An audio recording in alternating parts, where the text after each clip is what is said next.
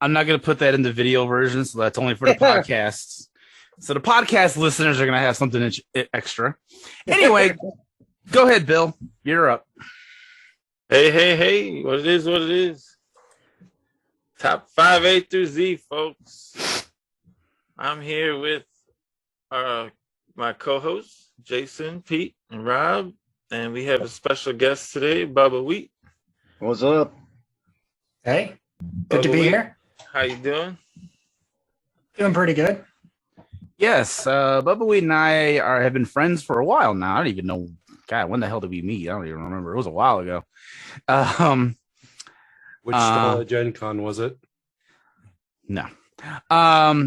But he is the host of a rabbit hole podcast show called Lyrical Innuendo that he hosts with our very own Rob. You want to tell everyone quickly what the show is about? Sure. It's a weekly podcast. It comes out every Friday. And what we do is each episode we pick a song, we have a mix of popular songs and some more obscure ones, and we break down the lyrics and we figure out if the song is actually about sex, if it's about drugs, or if it's just rock and roll. Yes, and it's a really fun show. My childhood. It's a real fun show, and I've been on it a couple of times, and I've suggested some other songs, and it's really educational. It's actually a very educational show that uses the F words a lot. So there you go. I should submit it for educational purposes for all schools all over the place. See how that goes. Now, Bubbawheat, is there like a place where we can submit song ideas? We have a lyrical innuendo Spotify playlist that is open to submissions. So if you have the link to the playlist, you can add your own as long as you have a Spotify account. Nice, cool. I think Rob was helping with the answer. Yeah. Some kind of non-innuendo or special innuendo way. I'm a dirty boy. Yeah, I think he's forgetting. Our video viewers can see and not our I think Rob's forgetting this is actually going to be a video episode. So everyone's seeing that. Everyone is seeing that. I did not. All right. So today's episode, we are on the letter X. And Bubbawheat, I remember when I told you the premise of this podcast way back in letter A, you're like, I want to be on letter X. And I think I know why, because you also have a blog. Am I correct? Yeah. And that's actually where we first met, at least online. Yeah. Because I've been running that for about 10 years now. And I know in the first year, Impressive.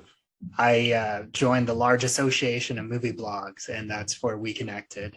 Yeah, and it's called Flight Sites and Movie Nights, and I've basically reviewed pretty much every superhero movie and comic book movie that's all the popular ones and a ton of the really obscure ones as well. And I mean obscure, like you keep bringing up stuff I've never heard of in like a million years.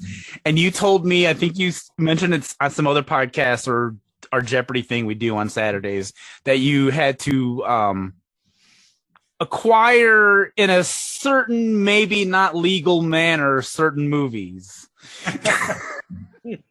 Possibly. Although I have had a physical disc sent to me from which was like a very, extremely low budget, and I wouldn't be surprised if they only made like, a couple hundred copies of this movie, and they sent me one, and it was based on a webcomic superhero called the amazing Cynical Man. Oh, okay. See, I've not even heard of that, so. I never gave license to that, so I'm a comic book fan, and I didn't. No. and I think like the IMDb score only has like 20 user ratings on it. Wow. So we had to have you on for the X episode because, and this is just a theory I had, and I think we've been talking about this in our chat like all week leading up to this episode. There's a slight chance all of us are just going to have X-Men movies on our list. Now, there's probably going to be other stuff that's going to show up. I'm pretty sure. But I think 90% of our lists combined is going to be X-Men movies. So we're going to do something different in this episode because we feel like there's going to be a lot of redundancy and a lot of repeats. And just to save some time and to spark more of a discussion, we're going to present our lists in a different way. What I'm going to do is I'm going to go down in the order that the X-Men movies were released, and then ask who has that movie on their list and at what number. And then all of us will talk about that movie. And then once we're done, we're going to move on. And then after we do all those, we're then going to ask who has a movie that's not an X-Men movie. We'll talk about those movies, and then we'll wrap up the show. So I hope everyone likes this idea because I think it's going to save time. It's going to be a lot better. And I think it'll spark a lot more discussion. Can I just say before we start, I've never thought about this till now, but Bubbawheat, you honestly look like you could be a supervillain of some type. Like, I'm getting a serious Moriarty vibe from your look right now, you know? With the beard, like the Fu Manchu you got going on there. He kind of resembles Doctor Strange a little bit. Yeah. Oh. So you could be a hero. Okay. I'll take that. I'll take that as a compliment more than I would. So that's what we're going to be doing here today. So the order of us going is not going to matter so much here. So let's just go get started. The first movie came out July 14th, 2000, was the first X-Men movie. Who has that on their list? Yeah. First one? Nope. First one? Yeah, I got it. Yeah. Okay.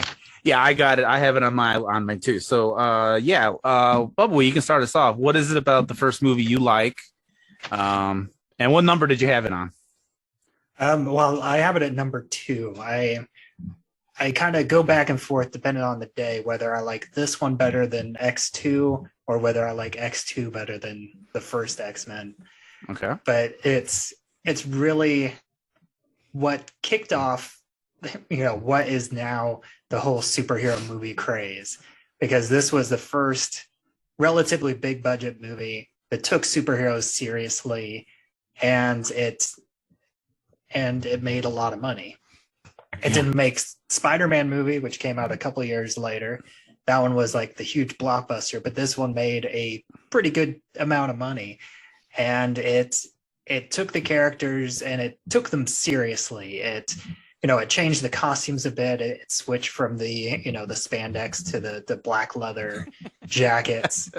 But aside from that, it made them feel like actual characters. And what I like about the first one especially is the character building and the world building and all the different relationships that the different characters had. And of course, this is the introduction of Hugh Jackman's Wolverine, which up until No Way Home was the longest running live action comic book character. Oh. Yeah, from this first X-Men up through Logan.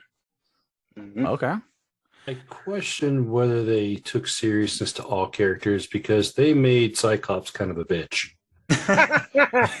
Well, nobody likes Cyclops. It's just a well-known fact. They fucked them up in the comic books too now. They got a new They made him character. less of one. He was way more of one in the cartoon in the 90s. Mm. No, I think he's always been kind of like the boring leader, By the Boy Scout rules, character. Yeah. And Logan's just been a dick the entire time. But he's a fun dick. That's the important thing. Yeah. That's the You hear that, important- ladies? Logan's the guy that you want to sit in the bar with and have a beer with, cause Exactly. You Exactly. know who Logan who's Wolverine's always reminded me of? Raphael from the Turtles. Yeah. Because Ralph always kind of wanted to get away on his own and like leave them, and he always had like an attitude, and Yeah. The movies version. Okay, the movie version. Yeah. Okay, I guess I see what you're saying. If you read comic books, though, Bill, you know who ends up being that way, though? I know you heard. Have you heard about the Teenage Mutant Ninja Turtles: The Last Ronin? Okay. Michelangelo ends up becoming that way. Oh, Really? Yeah, he's the last surviving turtle. Oh, that's right. yeah. Which is odd with him because usually he's not like the serious type man. Yeah, he's the party dude. Right. So He can spin a pizza on his finger. Come on. That's how he survived all that time. But I guess things with those circumstances would change him, I guess. Yeah. I also had this on my list, and it was my number 3. I remember, actually, Bill, I remember seeing this the opening weekend with you. We were both very excited because back then in the year 2000,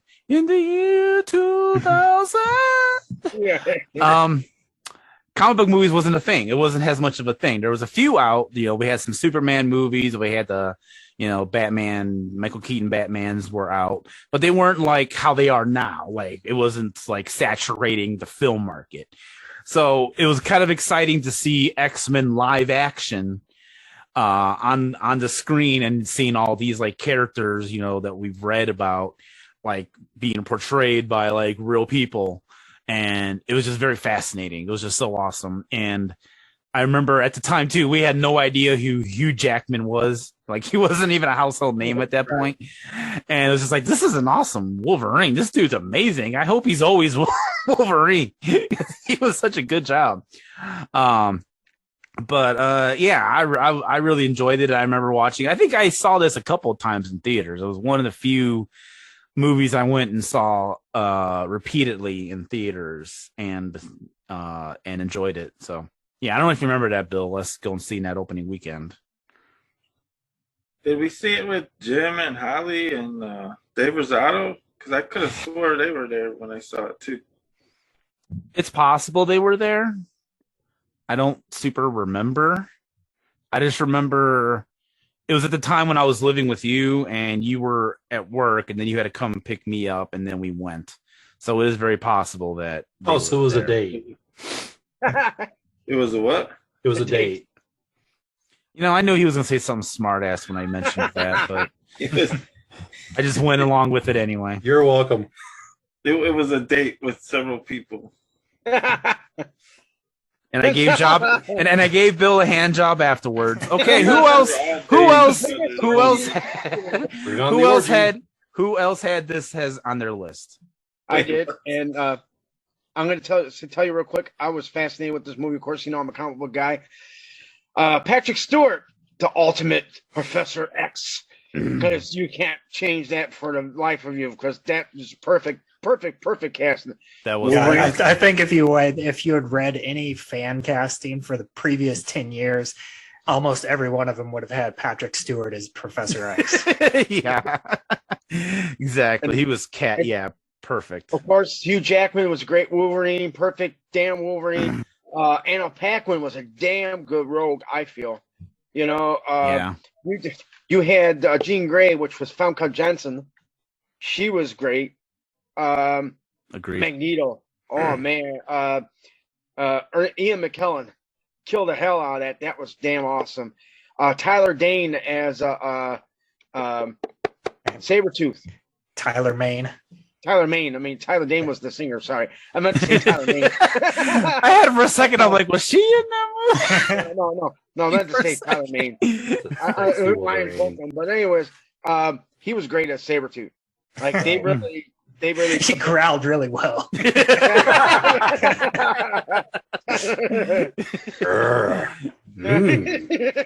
Meow. But anyway, right, meow. But anyway, I love the way they did the story for that. Like they were showing the parts from the Wolverine's past a little bit and Rogue and stuff and all that. And it was amazing. I thought that thing was just great. And what number did you have it as, Pete? Number 1. Oh wow. Okay. All right. Who else had it? Bill did, didn't you? Oh, Bill. Okay. All right, Bill. Where'd you have it at? I had X-Men as number 2. Okay. And do you have anything? No. I'm sorry. Number 4. Okay. I wrote 2 for some reason, but it's number 4. Okay. You have anything to add? I was gonna say Ben. I can't think of his name. Oh, Ben Kingsley. I used to always, when I was younger, I would get him mixed up with Patrick Stewart. So that's the only other person I could see.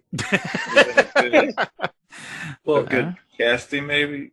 Didn't Pete give us the what was it, the 50 things about X-Men? That link. Yeah, link. I was reading it and it said that Michael Jackson unsuccessfully petitioned to be Professor X. I'm like, whoa. What? What? Really? Yeah, if you read the link, Look like, at there's those facts. They got a lot of crazy facts in there for that. one of the stuff. facts is that Michael Jackson. Yeah, I didn't have time to read that. I definitely didn't have time to. I have to look at that later because that's wild. Okay. Well, if you saw the 3D movie that used to be at Disney World, Captain EO, you kind of see that. I mean, he was able to be in stuff, but Moonwalker. He was in the Wiz too. But Do you remember the Moonwalker movie? I don't know. That'd be a weird role. I remember. Yeah, very much so. All right. Anything else, Bill?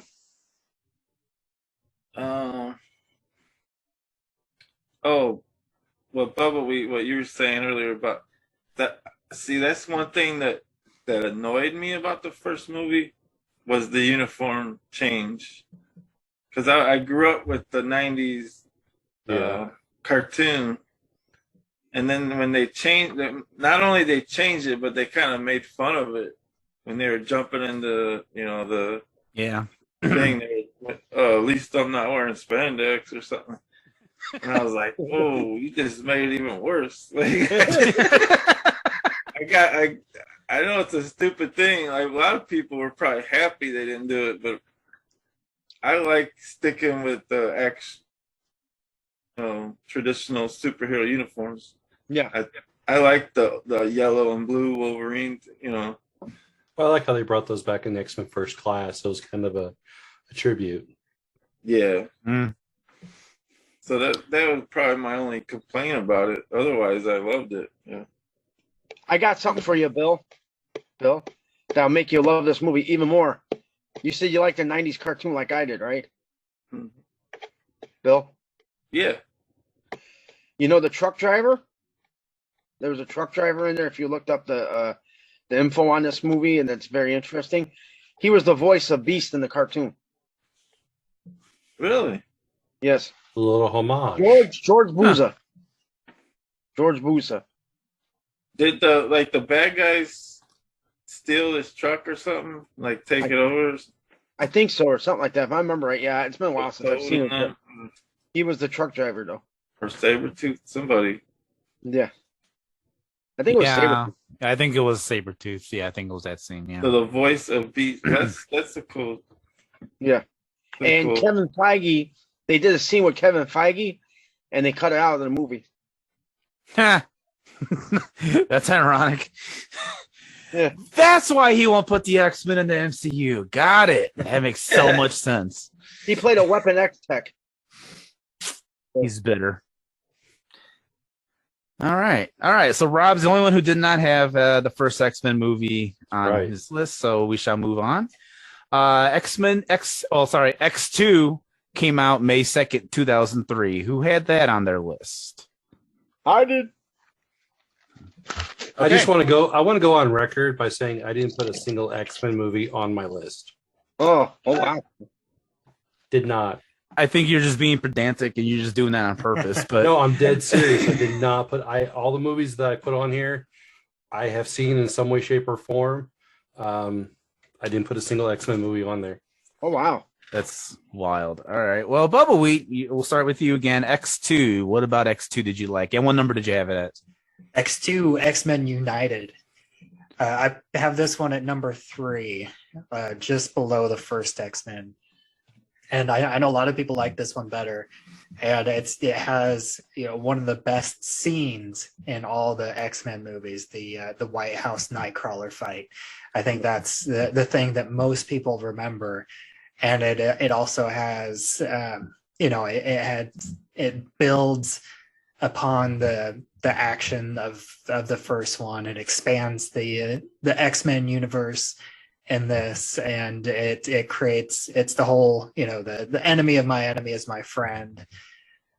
Having the Brotherhood team up with the X-Men, and then, you know, it has all this them going against Stryker, and it's, I still really like all of it. I think, but sometimes I feel like the White House fight does all the heavy lifting, and there is a lot of stuff in the back half that I don't like quite as much, like the whole, you know, the Cerebro, you know, I can kill everybody just by thinking really hard.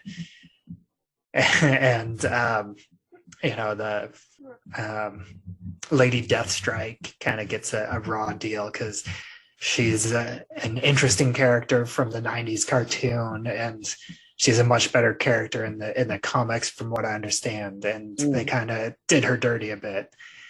But there's still a lot to love, and you know, they bring in Alan Cumming, who's pretty great as Nightcrawler. Yeah, I agree.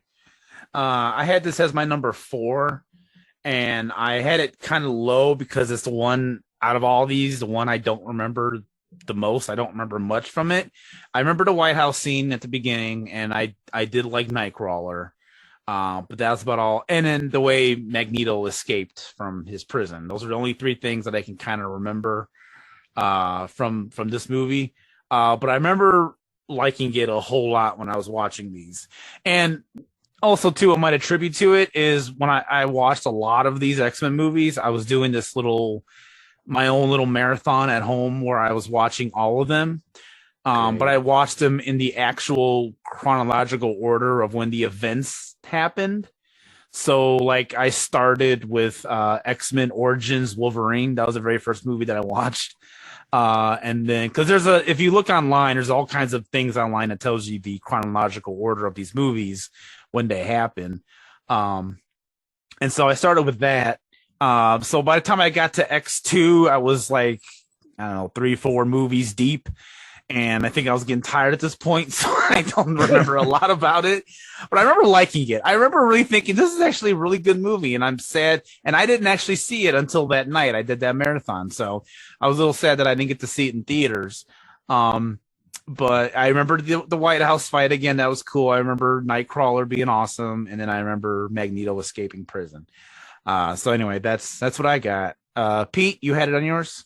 Yes, it is based off the comic, inspired by the graphic novel God Loves, Man Kills. And it's a little different than that because, I mean, I'll tell you, hold on, I got the notes. In the comic, Magneto is investigating the murder of two mutant children who were killed by the henchmen of the Reverend William Stryker. Stryker, who murdered his wife and newborn son after his son, a deformed mutant child, was born, seeks the wholesale extermination of mutant kind while presenting himself to the public as a fire and brimstone preacher, spreading a message claiming that mutants are abominations in the eyes of God. After a television debate with Professor X, Stryker, who knows that Xavier is a mutant, kidnaps him, forcing the X-Men to team up with Magneto and, of course, the Brotherhood, you know, just to stop him and stuff. And it's almost exact to the key. I mean, not exact to the key, but close to that story. Not very close. You know, my thing I loved about this, too, and you guys go, here goes Pete again with the women thing. Rebecca Roman Stamos as Mystique, talking about the scene with the in the White House and stuff and everything, when she turned real fast. That was awesome. You know, when you find out about her being in there and stuff and everything and all that. And there's a bunch of stuff about this movie that was really good to me. But that's like one of the main things that I loved about that was her portraying I think the president. Wasn't she the president in that one? Oh, she was Senator Kelly. Senator, yeah, that's what it was. Yeah. It's been a while since I've seen it. But yeah, the one scene where like she's on the airplane with him and just like grabs him by her feet and knocks him out in one kick. Yeah. I never got such a bigger hard on in my life. Yeah, I think I used that picture as in my review for X2, and for the longest time, that picture was like high on the search results because it was like the close-up of her feet. Oh my god! Telling you, man, foot fetishes had to sail that year. Yeah. Yep. What was for Pete? What number was that for you? For me, number 2. Number 2. All right. Bill, was that on your list? X2 X-Men United. Yes. Was number 5 on my list. All right. What do you got? And the only thing I remember is the scene you were talking about where Magneto breaks out of jail. I probably haven't seen it all the way through since it was in the theater, but I remember liking it. So the same reason I had. Okay. Yeah, I might like it more, but I don't know. That's true. I might have had this higher. I just couldn't. I really was thinking. I remember really loving it. I looked at my Letterboxd rating. I gave it like a 4.5. So I was like, I really must have liked it when I watched it. But I will be goddamn if I could remember what the hell happened outside of those 3 things. Pete's little the whole pyro stuff with the him coming out as a mutant. The gay mirror episode. Yeah. Have you tried not being a mutant?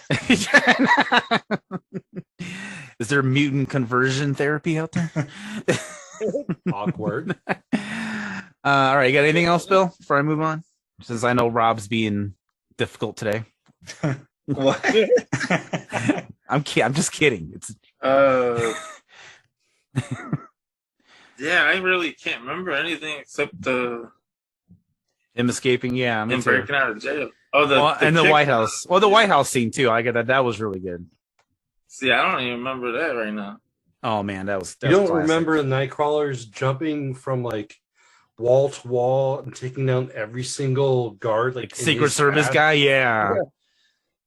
Oh, no, yeah, that was really good. That was a good. You don't remember the Nightcrawler farts from position to position, leaving smoke after every time?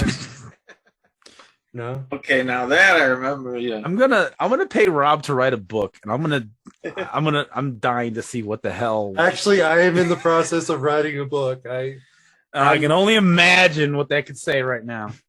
All right. Well. Okay. All right. Well, if there's nothing else, we'll move on to X-Men: The Last Stand, 2006. Which was not The Last Stand. Who had The Last Stand on their list? Whoa. Well, we gotta wait for Pete to see if he had it. It's not on my list at all. No, I didn't. Yeah. I loved it. Everybody's like, just waiting. All right, we'll wait for Pete to come back, see if he had it on his list. Until then, we'll move on. That one seriously got me angry in the theater. Did it? Yes. I think it's starting to come back around. There's people that I think grew up with it that are starting to be like the Last Stand apologists, kind of like with the Star Wars prequels, where there's people that grew up with the prequels as their first movies. Yeah, okay. And millennials. Like I actually saw a poll that about the Star Wars, like which is the best trilogy, and the prequels actually won. That's wrong. That's wrong on so many levels. Yeah, because everybody loves the Jar Jars. Oh man, I'm sad. I like Jar Jar. I don't care what anyone says. I like Jar Jar. And, okay, so unless Jar Jar becomes a Sith Lord, I don't. Misa racial stereotype. I tried to watch episode 1 like a few months ago, and I could not get past like the 25-minute mark. I was just so annoyed at everything, and I'm like, how did I watch this the first time? I mean, the podcast, the pod race was cool. It was cool. The pod race was cool. I should have just jumped to that scene because I remember liking that part. But it launched a game. Whew. The game is fun to play. Yeah, but everything else about that makes my butthole pucker up. Yeah, the arcade cabinet for the pod racing game was great because you actually steered just like how they with like the two handles on either side, just like they do in the movie. Mm. All right, well, we're waiting for Pete to get back. I'll go ahead and ask the stupid question. Does anyone have X-Men Origins Wolverine on their list? Okay, I don't either. Because of Deadpool. They fucked up Deadpool. How do you fuck up Deadpool? This is the easiest fucking character to put on screen, and you fuck up Deadpool. That doesn't even make any goddamn sense. I'm so mad about that. Oh, and the CGI was fucking terrible. Like, that was the worst CGI in any of these X-Men movies so far. Like, anytime Wolverine, had the claws come out, you could clearly tell it was CGI. It was fucking terrible. So, all right, we'll wait for Pete for that one. So let's go ahead and go to X-Men First Class. Who has X-Men First Class on their list? I have First Class. I didn't have the other one. Oh. Okay. Well, Pete, before we get to First Class, did you have X-Men The Last Stand and or X-Men Origins Wolverine? No. Okay, good. So we can move on to First Class. So it's just me and you, Pete, with that one. That's my number 5. I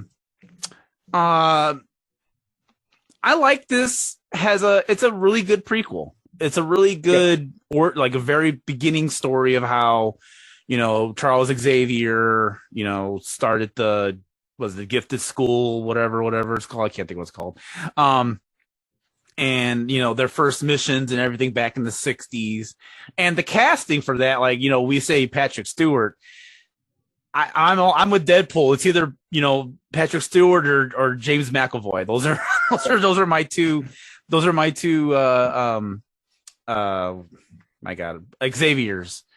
Rob, I can't see that because A, you're backwards, and B, your background is making that disappear. But yeah, the casting on this is awesome as well. I like all the younger versions.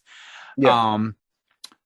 Jennifer Lawrence has Miss Mystique is interesting casting. I'm not going to say it was good casting, but it was a choice. It was a choice. What about you, P? What do you guys say about it? What number was it for you? My number for it was number 3. Okay. And I'm going to set the stuff here real quick because I'm going to wiki it for you.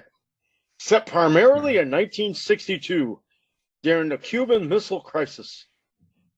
It focuses on the relationship between Charles Xavier and Eric Lynch here, Magneto, of course, and the origin of their groups, the X-Men and the Brotherhood of Mutants, to respect. As they deal with the Hellfire Club. And you know what I loved about that, too? Talk about that real quick. Sebastian Shaw's Kevin Bacon. Mm. He played a damn good Sebastian Shaw. If you read the comics and stuff, he played a really good Sebastian Shaw.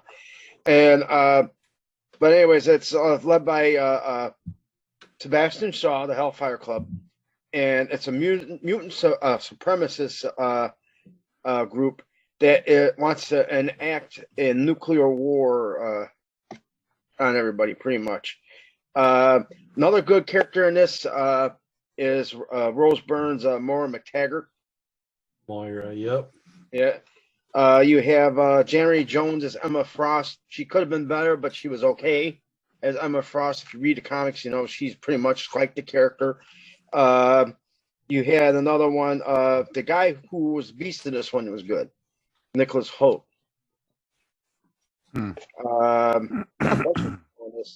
If Oliver Platt was listed as Man in a Black Suit, which I thought was funny.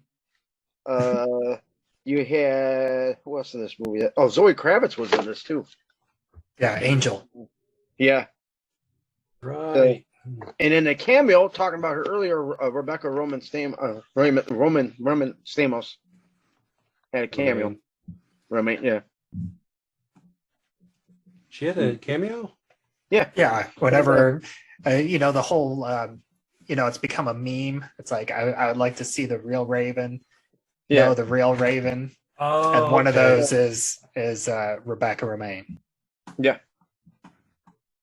But I loved it though. It was really good, like origin story pretty much for them. Okay. Well, said all we said about that. Let's go ahead and move. It's on my list. Oh, sorry. Oh, I'm sorry. I missed it. I'm sorry. Go ahead. Sorry. What number was it for you? I have this one at my list as number 4. Okay. And yeah, I thought that it was a good prequel to get to see younger versions of these characters. We didn't mention Michael Fassbender as Magneto. Yeah, he's good as that too. Yeah. Yeah, I think he really is what holds a lot of these the prequel things together, because I think he's the best part of it. I think James McAvoy does all right, but I don't know. It's a lot of that just felt like Professor Xavier was just a completely different character. He didn't really feel like Professor Xavier. I thought that what they did with his character was interesting. It just didn't really feel too much like the same character. And with everything that they did, and on top of that, it's the whole, a lot of, Beast wasn't really Beast, which I get.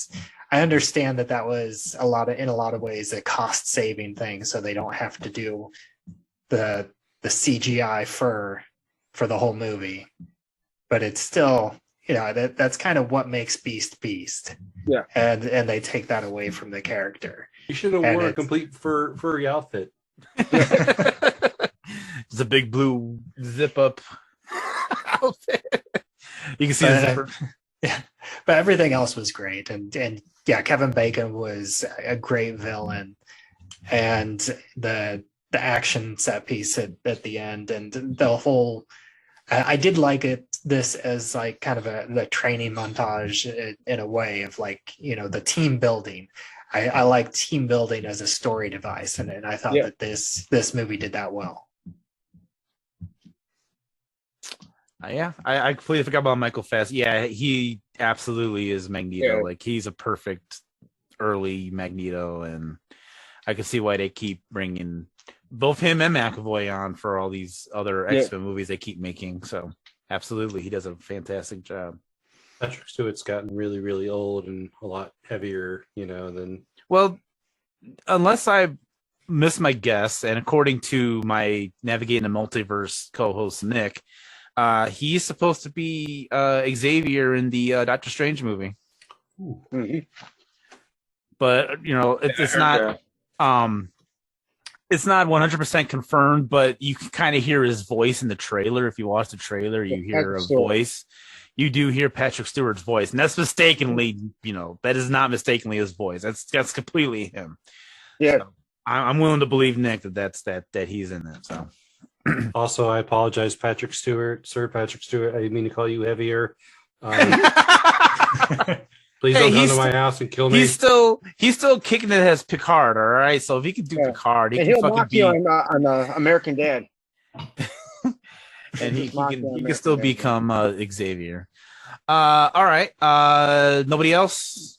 First Class going once? I probably would have had it, but I got like halfway through watching it, and then my Disney Prime account suspended me, and I couldn't afford to put it back on. Okay. Well, alrighty. So unfortunately, I was watching it just for this show too. But yeah, I didn't. Well, I do recommend finishing it because the ending's pretty good as well. Yeah. Also at the White House, sadly enough. I figured that don't count if I only watched it. Didn't you have a movie on a list where you only watched 5 minutes of it? So I don't know if that. That's not an excuse. A couple times. I was desperate that time. That was. What letter was that? I don't remember, but I remember you said you only watched it for 5 minutes, and I'm like, come on. One movie he on our list he didn't even watch. That was the one, yeah. I watched it like for a minute or two. And you're a faker.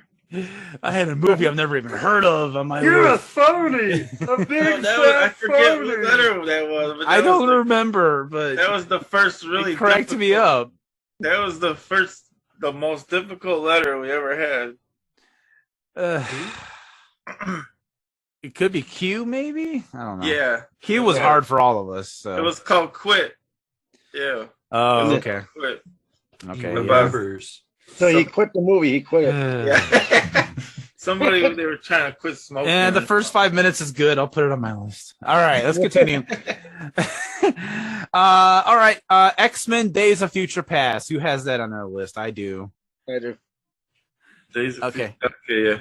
Okay, so Bubbawheat, you can go first, sure, I guess. What number do you have it for you? This one is my number one. I thought that this was the best way to merge the two. They're both Fox franchises, but the two storylines together. Yeah, and it really works. And I didn't mind that they. I have never read the comics, but I know that they switched from Shadowcat to Wolverine, and that's I thought that completely made sense for the movies because Wolverine is the most popular character, and so of course they're going to bring him into that, and he as a character works well in this situation. Yeah, because he's like the reluctant team builder. Yeah. And this also has some of the absolute best action sequences, like the team fighting in the future, fighting the future Sentinels, is some of the most incredible, well choreographed. Like you really get a sense of the teamwork with the characters fighting against the Sentinels, and that's something that you don't get a lot of movies. A lot of times it's like you see, you cut from a one-on-one fight over here to a one-on-one fight over here to a one-on-one fight over here. But this really captured the sense of everything happening at the same time, but they're all working in conjunction with each other and making it work. And I thought that was great. And, they brought back all the important characters, like all the good casting. And I will say that I prefer the road cuts. There's not a ton of differences, but I do like them bringing Anna Paquin back for a handful of scenes, and I thought that really helped tie it together a little bit better. And it just adds a little something extra, the road cut versus the theatrical. I don't think I've seen the road cut. I've only seen the theatrical. Both are great. I'll have to check that out. This is my number one as well, and it's probably not a surprise because it involves time travel, which is like my number one favorite genre of all time. So, and I said this at the time, and I'm not joking. I would literally watch a TV show of the X-Men doing heists, because this was essentially a heist movie in a sense. I mean, it was a time travel movie, and it was a heist movie because they had to break into a place, at least for a scene, to steal. What the fuck was it they're trying to steal? They were trying to steal something. Wasn't it his helmet or something? Weren't they just trying to break out Magneto? That's it. Yeah. You're right. Thank you. Yes. They were trying to break Magneto out. Yeah. And for some reason, them working together as a heist team was just awesome to watch. It was just amazing. Even though it was all overshadowed by Quicksilver. And I was about to mention the Quicksilver scene in the kitchen. That is probably my time in the bottle. Yeah, that's one of my favorite scenes of his use of power until the other movie he shows up in. I can't remember what that was, but when he's the Apocalypse. Apocalypse, yeah, when the school's exploding, that was great too. But yeah, I love this movie. I love the time travel stuff. I like the stuff in the future. I love that Wolverine had to reluctantly be the one to go in the past and try to get everything together, and just everything about it just worked well for me. And like Bubbawheat said, the merging of both the the present day, X-Men with Stewart and Ian McKellen and all them, and then you got the old school ones with McAvoy and Michael Fassbender and all them. Like great merging. I really enjoyed it. Yeah, this is why this is my number one as well. Pete, where did you have it at? I really enjoyed this movie too, and it almost was my number one. I'm not crapping on this, but I'm being honest. But I put the first original X-Men as number one because I love that one a lot too, and that started off the whole X-Men thing. I grew up with X-Men. I loved X-Men, so that's why I put the original as number one. Reason why I love this one is to repeat what was already said. One of the things that was already said, they showed the motherfucking Sentinels. I was so happy on that. Like I was like, oh man, they have a Sentinel. Second thing I loved about this movie, which nobody mentioned, they had Bishop. And Bishop's a badass character, right? Mm-hmm. Oh, Then you got Blink in there. Blink is a great character if you don't know who Blink is, right? You had, there was some tons of stuff that this movie had that was just great. Shoot. I'm surprised they didn't put Cable in there. Yeah. The whole Peter story Dinklage. with Peter. Yeah. As Trask. That was great casting because Trask was a little character in the comics. You had, what else you had in there? There was so much great stuff in here. Storm was great in this one. You had, like I said, the road cut was great too because I seen both versions, own both versions. There's just too much good stuff about this one. Like I said, I would have put this one on number one, but the comic was great. We were talking about Shadowcat, or you were saying about Shadowcat being in there. The comic was just awesome. Like them to switch out Wolverine for her was great. They did a great job with the switch out, but the comic is just classic.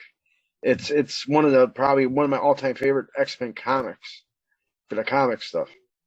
So that's why I love that one. But that's my quick review for this thing here.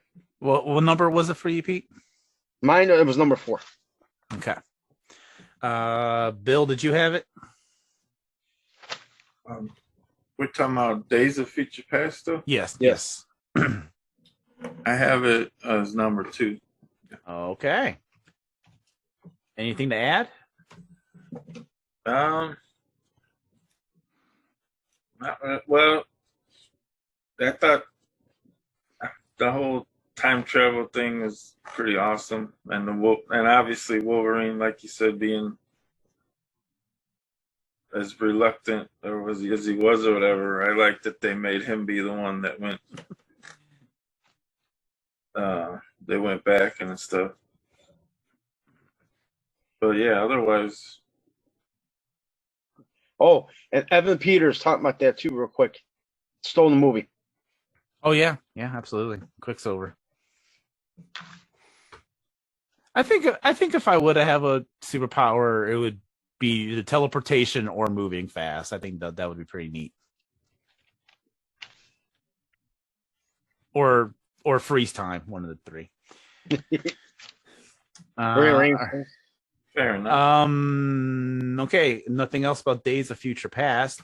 There's one last movie that begins with X-Men, and that is X-Men Apocalypse. Does anyone have that on their list? Yep. Bubbawheat, Bill. Both going to hell. Okay. Well, Bubbawheat, yeah, floor is yours. What number did you have it? This was my number 5. Okay. I liked it better than The Last Stand. I think depending on, I know most of the time it's called Dark Phoenix, but in some cases it's called X-Men Dark Phoenix. So somebody could theoretically have. Fair. Okay, I'll ask That's after fair. we're done with this if anyone else has anything else. But go ahead. Yeah, I do think that this one is kind of diminishing returns. Apocalypse was a great character from the 90s cartoon, and he's like basically this all-powerful character. But the problem with all-powerful characters is it's difficult to defeat them in a way that makes sense. And this does kind of, it brings out the whole, Phoenix power at the last minute.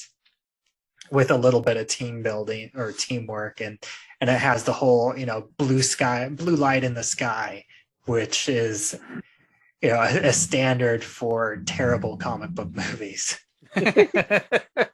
Yeah. But it does have, a fair amount of good things. It has the repeat of, basically a repeat of the Quicksilver scene, with him saving all the kids in the school set to sweet dreams.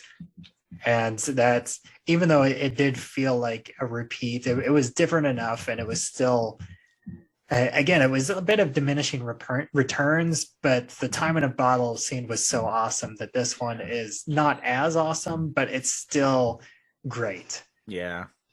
And comedic. Yeah. Well, the first one was comedic too, but this one I think had more comedy to it, because he had to do the fish, he had to save the fish, and then the two were gonna kiss, and he had to separate the two and all that. Yeah. The only other good thing about this movie was Olivia Munn. Yeah. Jubilee. She was Cylon. Oh, I'm sorry. My bad. Yeah, she was underutilized, but she, what we did get of her was pretty good. And Oscar Isaac under a ton of makeup as a looking like Ivan. Looking like Ivan Ooze. You remember Ivan Ooze? I forgot he was even in this. Yeah, that's right. All right. Pete, you said you had this? No. Bill, you said you had this? Apocalypse, yeah. Okay, yeah, go for it. What number was it? I had it number 3. Okay. I like this one a lot. It was the last one I saw at the show. I remember I took the girls. Abby wasn't around yet, but I took Haley and Emmy. And Julie went with too. Me and Julie took Haley and Emmy. And I remember they really liked it a lot.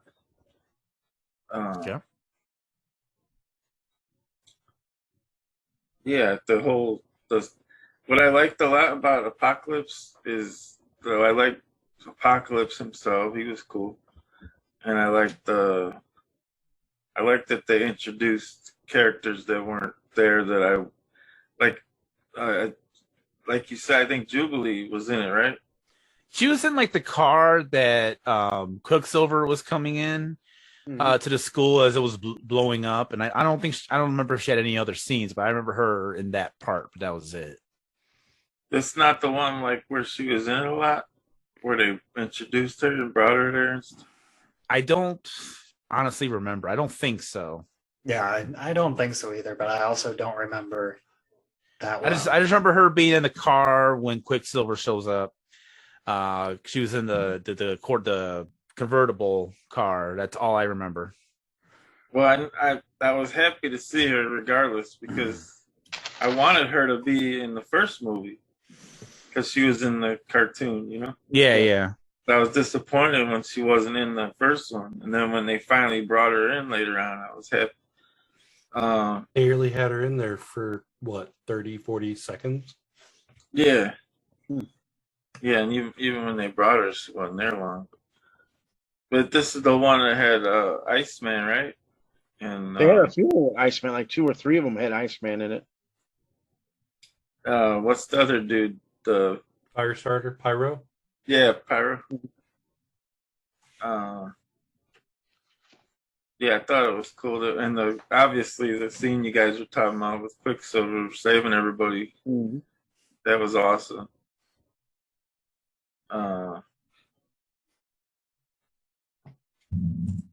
like the way Magneto was fighting the Apocalypse and stuff. But yeah, I can't think of much else right now. But yeah, It's a good movie. Okay, I remember I just thinking it was just okay. I didn't really care for it that much, but I remember just kind of liking it, so I didn't put it on my list at all. All right, before we move on, any other X-Men movie that I overlooked that maybe did begin with X-Men that I didn't Catch. Anyone else have anything like that before we move on? All right. Now, I guess this is going to be the Rob show because he had to be different and didn't want to put X-Men movies. So there are several reasons as to why I didn't pick any X-Men movie. One, I knew everybody else was going to pick one. Two, with what Bubba said, scenes like the Quicksilver and the Nightcrawler scenes, they were awesome. They held movies together, and it's just like after that, they turned to shit. I didn't like how they continuously kept on changing the characters. Like, they would have different people play the characters, and then like, oh, well, they fit in, so we'll keep them in 3 more movies, and then they leave. Too many mutants, not enough time. So many mutants were underutilized. And then my biggest reason why I hated all the X-Men was Hugh Jackman. So wait, what? Hugh Jackman. It's just. It's the main reason I love X-Men movies. It's not like he's a great actor or anything. He's an amazing actor. It's just that, once it's kind of like when you get a franchise and you find that one actor, it doesn't, everybody else is like, oh, everybody knows who Wolverine is. Everybody, Wolverine's an iconic character.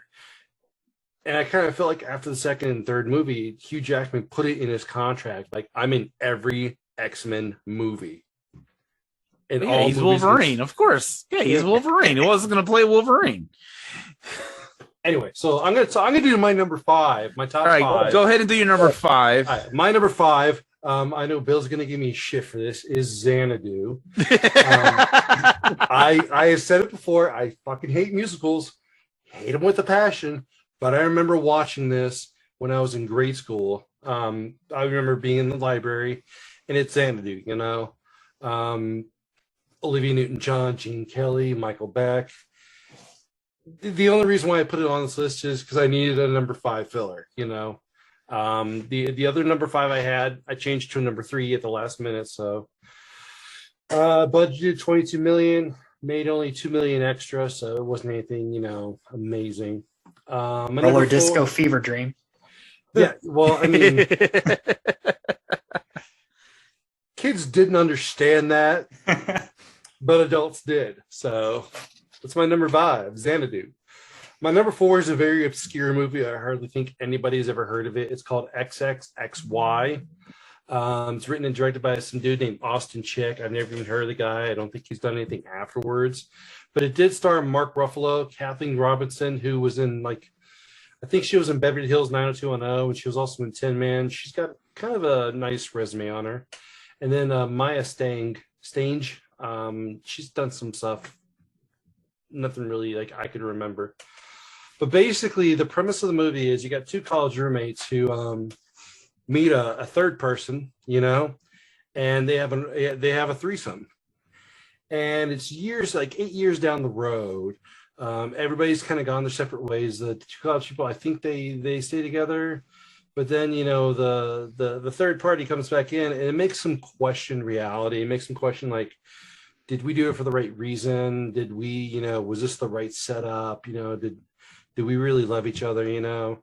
I remember watching this just because I was drunk one night, and it was the only thing that was worth watching. So it was early in Mark Ruffalo's career. You could tell by when you watch it, 2002, he was very young, didn't have the gray streaks in his hair, didn't have the Doctor Strange look going on. But yeah, my number 4, XXXY. My number 3, which I don't think anybody here has seen, but a little Easter egg here, is called Xenogenesis. Now, Jason, you're a huge sci-fi horror fan. So yeah, this was written and directed by James Cameron and Randall Flakes. Really? So, okay, here's the thing, and I will actually put this. There's a link I have here. This is available on YouTube. It's only 12 minutes long. Okay,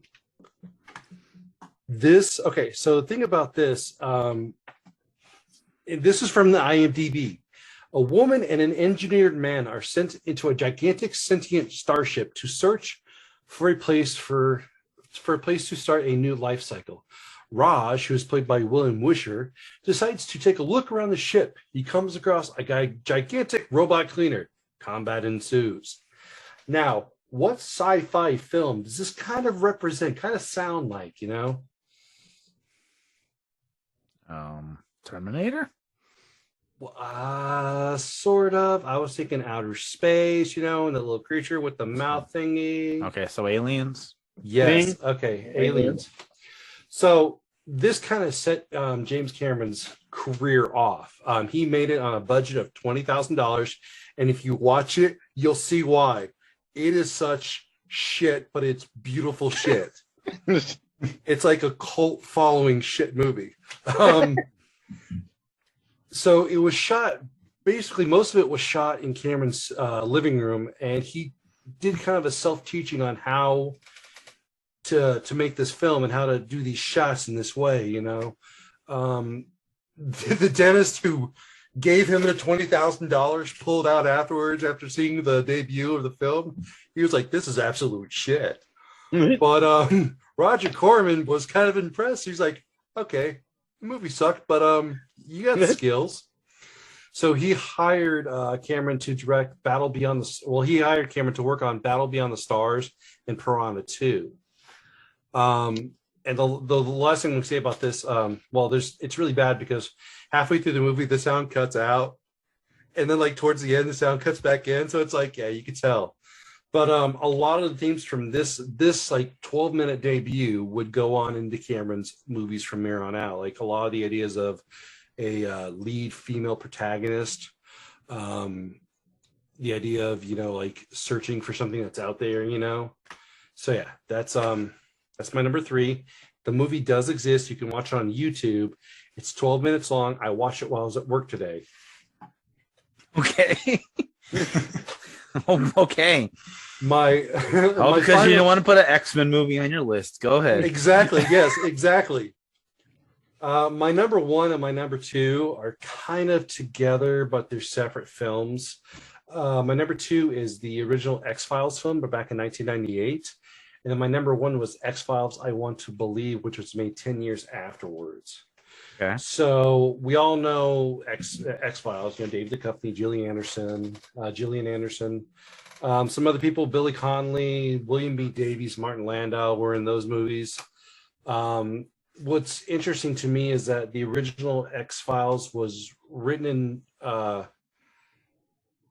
directed by Robert Bowman and written by Frank Spunitz and Chris Carter. But then the second one was written by Frank Spunitz and Chris Carter and directed by Chris Carter.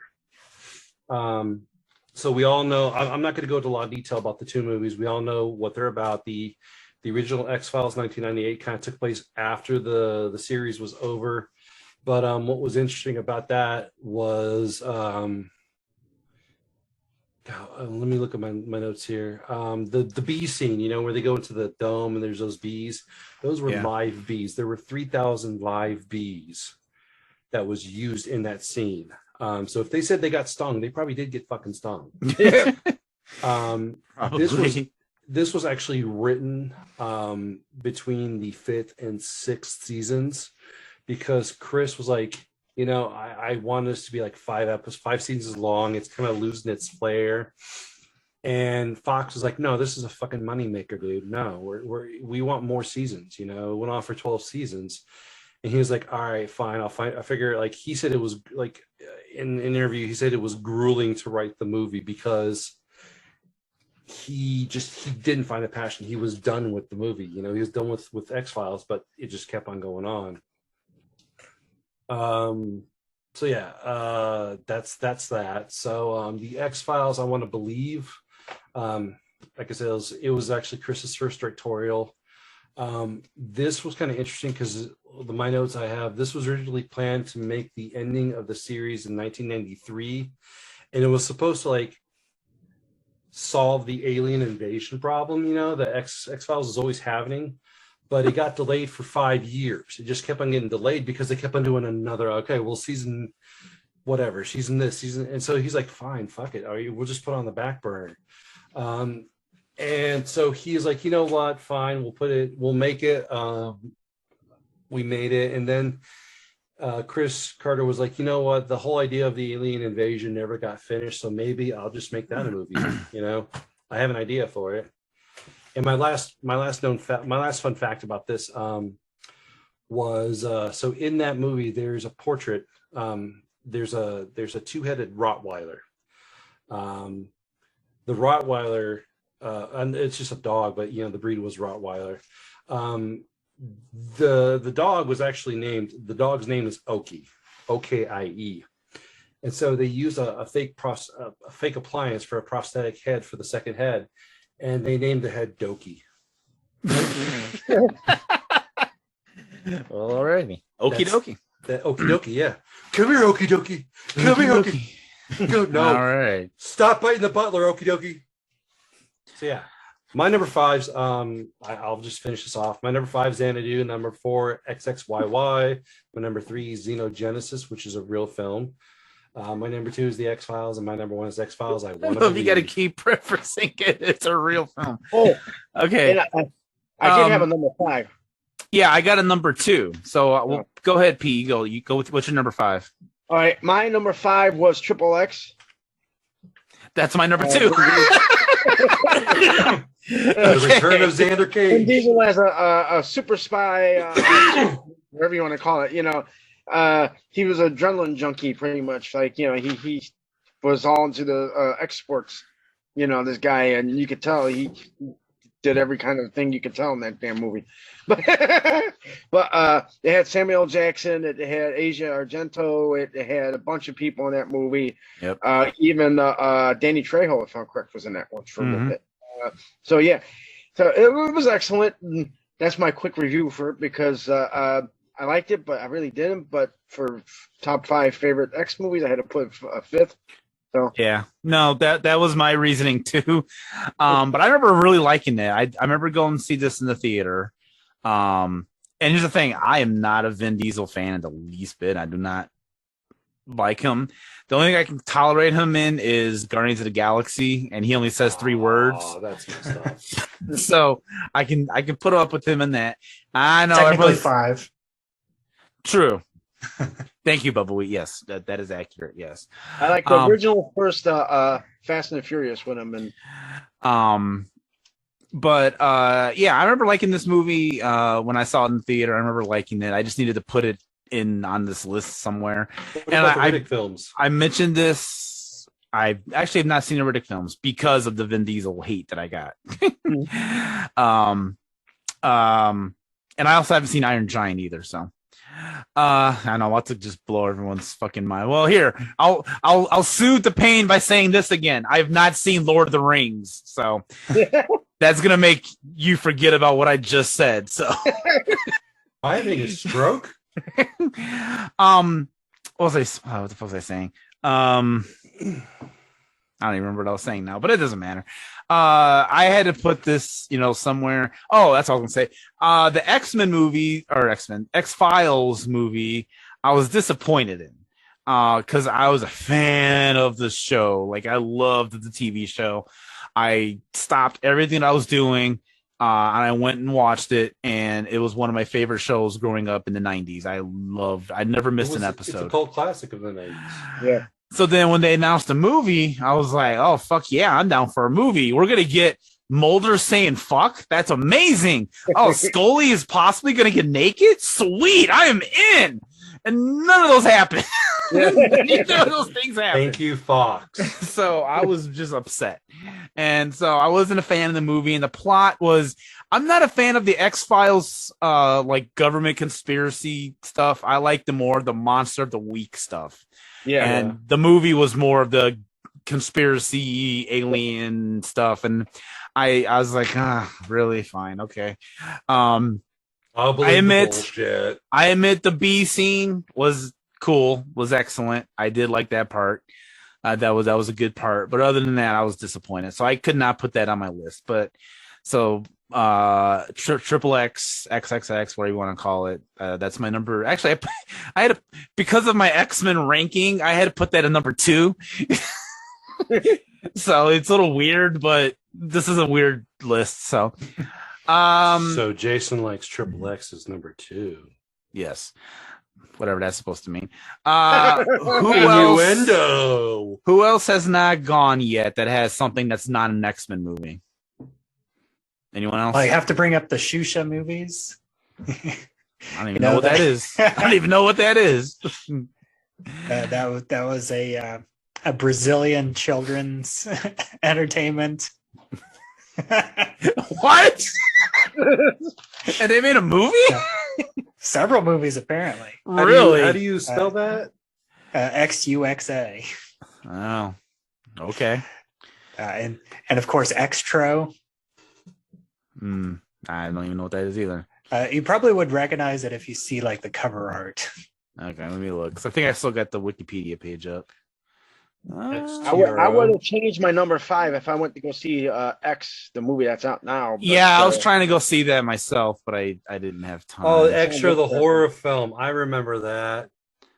Oh yeah, I saw that in the video stores. Okay. Oh man, I wish I had remembered that. I would have went and saw that. And of course, X, the man with the X-ray eyes. All the great X movies. But honestly, the only other X movie that I possibly could have seen, but I didn't, is there was an anime series called X, and they had a movie, and I'm a moderate anime fan, and I almost watched that series. Yeah. Oh, I don't follow anime, so I couldn't tell you, but it sounds cool. All right. Anything else? Otherwise, this is the shortest damn episode we've had today. So I was gonna put Triple X, and I was gonna put one of the. I don't get me wrong. I liked all 3 of them. I'm just wondering why he wasn't in the second one. I think it was a scheduling conflict, maybe. It's something that makes sense, or maybe a contract thing too. I think something with that, like he didn't think the money was right, or something like that too. I think. Yeah, and then the second one just really bombed. I mean, I wasn't that. I didn't follow that series at all, but I got the impression that he's not as invested in Triple X as a character. Like I know Pitch Black, that was like his character. He at least had some part in creating that character. So, he's a fan of that. And the Fast and Furious movies, I mean, those were making him money hand over foot. Yeah. Except he wasn't in part 2 or part 3. That's true. He wasn't, He came back at the end. Actually, he came back at the end of 4. Yeah. If I remember my drunken haze a little bit clearly. He came back at the end of Tokyo Drift. He was in Tokyo. Yeah, you're right. That's what I'm thinking of. The booze really kicked in at that point. So yeah. And if you know, you know. Speaking of booze, I'm sober. Congratulations. No. So I've never seen any Fast and Furious movie. I've seen up to 5. I've seen up to 5, and I only remember 4. I've seen 3. That's the only one I've ever seen. I've seen all of them. They're okay. But like I said, the best one is the first one. So Vin Diesel shows up to his own movies like the way I show up to my own podcast. Drunk and pixelated? Well, with that said, I guess we're going to wrap up. So, Bubbawheat, thank you so much for joining us on this very interesting episode of Top 5 A through Z. Please tell the internet where they can find you. Well, I think the best places to find me is on Twitter, where I'm at Bubbawheat. You can also find my blog, where I have written reviews of over 500 superhero and comic book movies at flightstitesandmovienights.com. And my current project here for Rabbit Hole Podcasts is Lyrical Innuendo, and you can find that. It's exclusively on Spotify, and you can also find it at anchor.fm/lyrical innuendo. And rabbitholepodcast.com. All right. A couple of things I'll mention really quickly, then we'll wrap up. I forgot to do this at the beginning, so we'll do it here at the end. Go check out the RunP app. It is an awesome app. You download it. It's free. When you go to the movie theaters and you're watching a movie in the movie theater and you need to use the bathroom, this app is going to tell you when during the movie is a great time to go use the bathroom, get a refill, get a snack, stretch your legs, whatever, and you don't miss anything.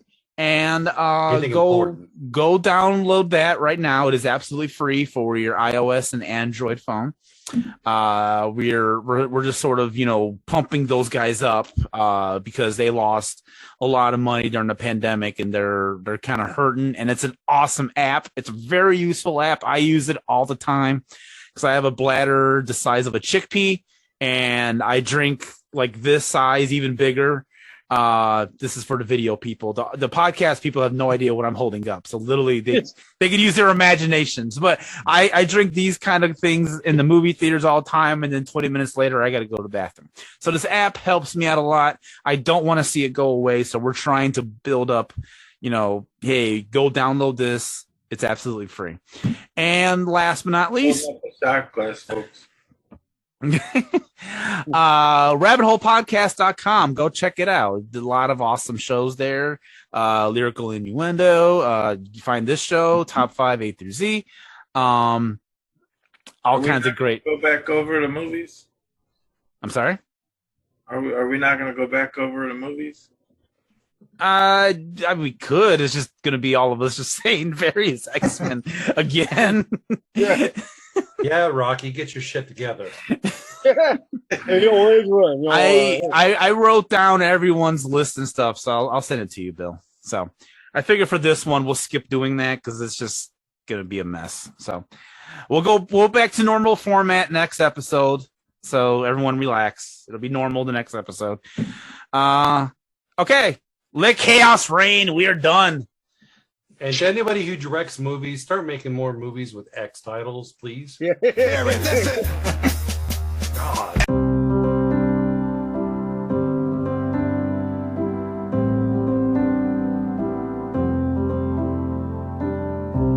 It's alright to tell me what you think. Copyright 2022 Rabbit Hole Podcasts, rabbitholepodcasts.com.